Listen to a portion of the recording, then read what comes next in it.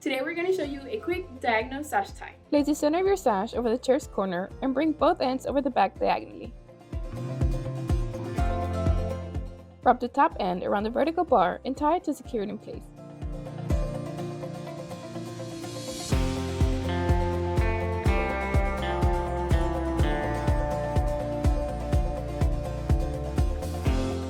You can top it off with a bow or simply add a sash pin.